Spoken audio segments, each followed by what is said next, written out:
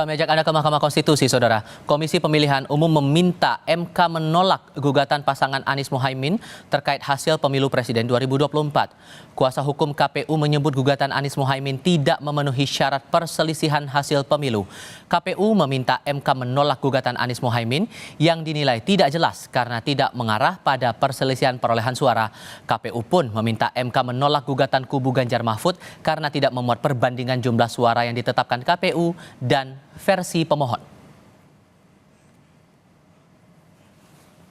Jikapun dalil pemohon terkait hasil pemilu yang dimasukkan dalam permohonan, pada halaman 16 permohonan hanya memasukkan rekapitulasi suara pemilihan presiden dan wakil presiden yang ditetapkan oleh termohon tanpa menyandingkan dengan hasil perolehan suara menurut pemohon.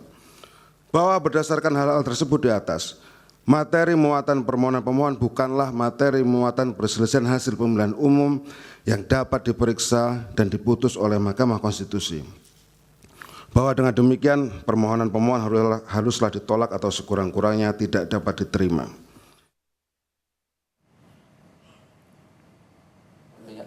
Di sisi lain, Ketua Mahkamah Konstitusi Soehartoyo menegur kuasa hukum KPU Hifzil Alim saat memberikan pujian kepada Ketua KPU Hashim Asy'ari di tengah sidang sengketa Pilpres yang tadi. Soehartoyo meminta Hifzil tidak memberikan pernyataan di luar materi tertulis yang dibacakan dalam sidang. Eksepsi format permohon.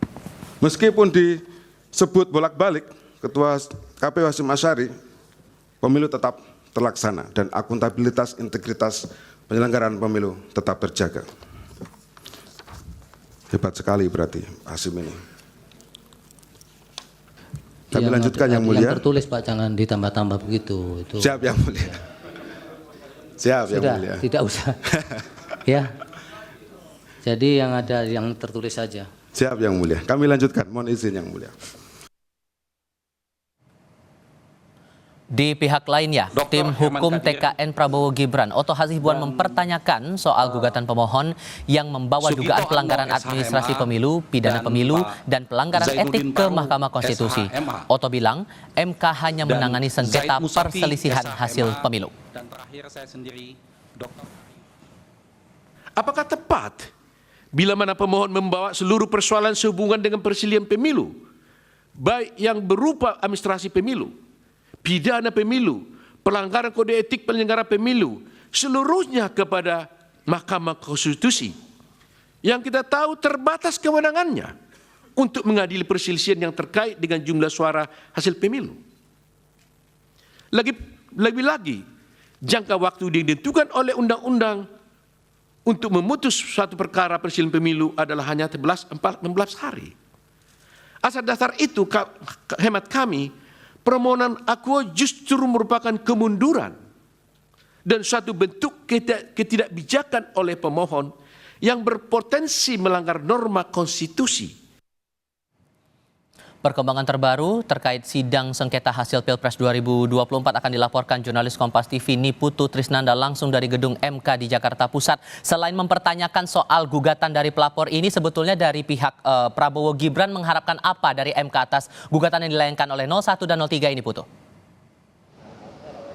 Ya, selamat petang, Tifal dan juga saudara. Tentu saja sampai dengan hari ini harapan dari kubu 02 adalah Mahkamah Konstitusi dapat menolak sepenuhnya apa yang digugat, baik itu oleh kubu 01 ataupun juga kubu 03, karena menurut kacamata atau sudut pandang dari tim hukum Prabowo Gibran ini, sampai dengan saat ini apa yang kemudian digugat baik itu kubu Anies Mohaimin ataupun juga Ganjar Mahfud ini cacat formil atau salah kamar. Jadi yang diharapkan, meskipun kemarin juga sudah sempat disampaikan begitu ya, baik dari kubu 01 ataupun juga kubu 03 ini menyampaikan sejumlah hal, dari mulai daftar catatan Bawaslu terkait dengan kecurangan ataupun juga ada kesalahan-kesalahan yang terjadi di lapangan pada tanggal 14 Februari saat proses pencoblosan dilakukan. Kemudian juga ada angka yang berubah dan ini merugikan kubu 01, tetapi hari ini semua itu dibantah oleh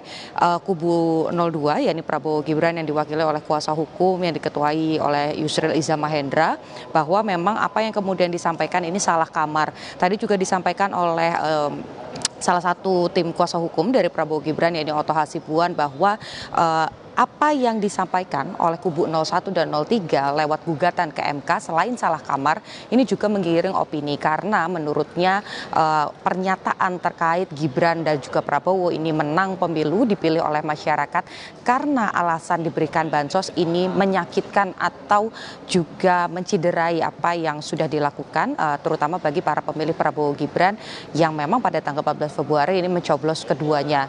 Dan yang juga disampaikan oleh Otto Hasibuan adalah ada hal-hal yang kemudian seharusnya ini bukan dilakukan di MK tetapi dilakukan di Bawaslu khususnya jika memang ditemukan ada pelanggaran-pelanggaran dalam proses kampanye ataupun juga pelanggaran-pelanggaran pada saat proses pemilihan suara di tanggal 14 Februari 2024. Selain itu juga apa yang kemudian dipermasalahkan, dipersoalkan soal undang-undang nomor atau pasal 90 terkait batas usia capres dan juga cawapres ini tidak seharusnya dipermasalahkan oleh kubu 01 dan juga kubu 03 karena pada saat pendaftaran ini tidak dipermasalahkan sebelumnya. Tetapi pada saat hasilnya kemudian memenangkan kubu 02 disayangkan oleh tim kuasa hukum dari pasangan 02 ini Prabowo dan Gibran, mengapa kemudian ini menjadi permasalahan terutama terkait dengan keikutsertaan dari Gibran yang mendampingi Prabowo dalam kontestasi. Dan yang kemudian juga tadi disampaikan ini berkaitan dengan sengketa kemudian pelanggaran administrasi ini juga merupakan ranah Bawaslu dan juga bukan ranah MK. Jadi secara keseluruhan yang diminta atau yang diharapkan adalah bisa kemudian menolak seluruhnya permintaan atau gugatan dari 01 dan juga 03. Kembali ke Anda, Tifal. Bagaimana kemudian tanggapan dari penyelenggara pemilu, entah itu KPU dan Bawaslu atas gugatan ini? Kalau Bawaslu memang sampai dengan saat ini sebagai pihak yang dimintai keterangan gitu ya, atau pemberi keterangan ini belum memberikan keterangan karena masih menjadi ranah atau kesempatan bagi kubu 02 untuk menjawab terlebih dahulu. Nanti kalau memang dirasa diperlukan keterangan dari Bawaslu, baru nanti Majelis Hakim akan mempersilahkan Bawaslu untuk memberikan tanggapan karena cukup banyak catatan dari Bawaslu yang kemarin juga disinggung baik itu oleh kubu 01 ataupun juga kubu 03. Tetapi kalau kita lihat bagaimana pernyataan dari KPU, justru yang tadi disampaikan oleh kuasa hukum dari KPU sendiri ini kurang lebih sama meskipun tidak bisa dibilang sepakat juga begitu ya dengan kubu 02, tetapi yang kemudian disampaikan KPU adalah yang disampaikan 01 dan juga 03 ini tidak tepat, seharusnya ini diarahkan ke Bawaslu atau kalau memang ada pidana ini seharusnya diarahkan ke Gakumdu, Pengadilan Negeri ataupun juga Pengadilan Tinggi Urusan Negara. Jadi kalau kita bicara soal apa yang disampaikan oleh KPU tentu ini tidak sepakat dan juga sama memiliki harapan agar majelis ini bisa menolak seluruhnya apa yang digugat baik oleh kubu 01 dan juga kubu 03. Kembali ke Anda di studio, Tifal. Dari Mahkamah Konstitusi Jakarta Pusat, Niputu Trisnanda melaporkan. Terima kasih.